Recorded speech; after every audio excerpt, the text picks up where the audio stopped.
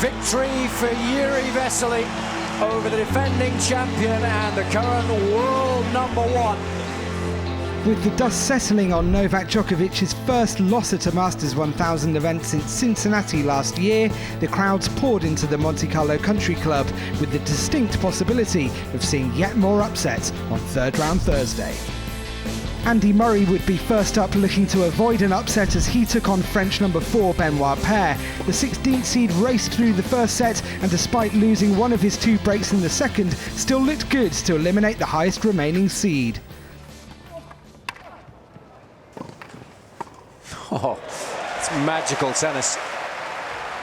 But as the second set continued, the momentum shifted in Murray's favour as he looked to restore parity.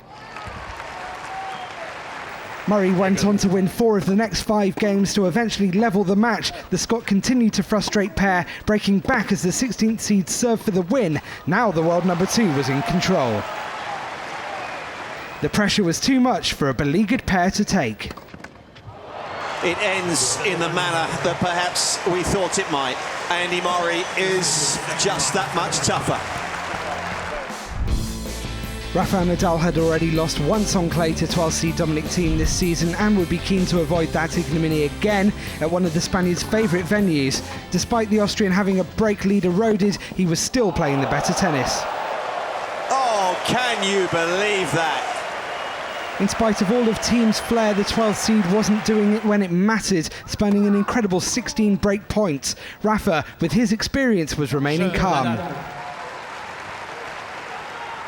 Once again in the second set, Nadal came back from a breakdown and was again making inroads in the 8th game to gain another crucial lead. That's nicely done. With the break in the bag, the match soon followed. Victory for Nadal.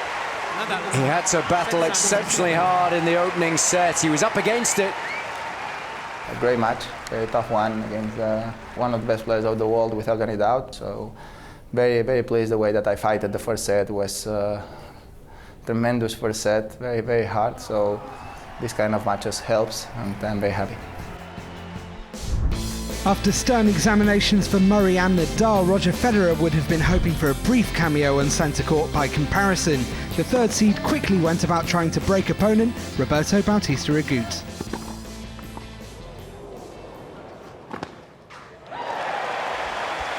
With the first set taken in his stride, the second was a tighter affair for Federer, but the Swiss maestro went about breaking at the ideal time. It's a lovely little bunt. The 3rd seed was emphatic when serving for the match.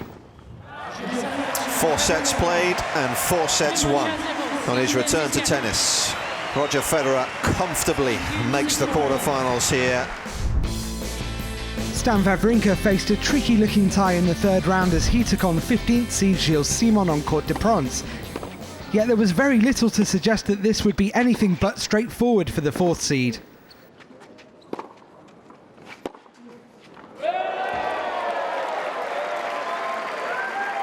For the loss of just 3 games, Wawrinka marched on to the quarterfinals. For the second match in a row, Milos Raonic needed a 3rd set tiebreak to advance, this time against Thomas Berdyk's conqueror Damir Zuma. The 10th seed through to the quarterfinals for a 3rd year in a row. Jo-Wilfried Tsonga set up a mouth-watering quarterfinal with Roger Federer after a straight-sets win over compatriot Lucas Pouille. 6-4, 6-4 the score in this all-French encounter. There would be no follow-up win for Novak Djokovic's slayer Jiri Vesely. The Czech youngster was quickly seen off by a rampant Gael Monfils on Court de France, a comfortable win for the 13th seed. Lucky loser Marcel Granollers pulled off the shock of the round as he halted David Goffin's fine run in Masters 1000 events this year with a straight sets victory over the Belgian. Even with last year's finalists now absent from the remaining 8, there are still plenty of big names in action on quarterfinal Friday, with some intriguing matchups.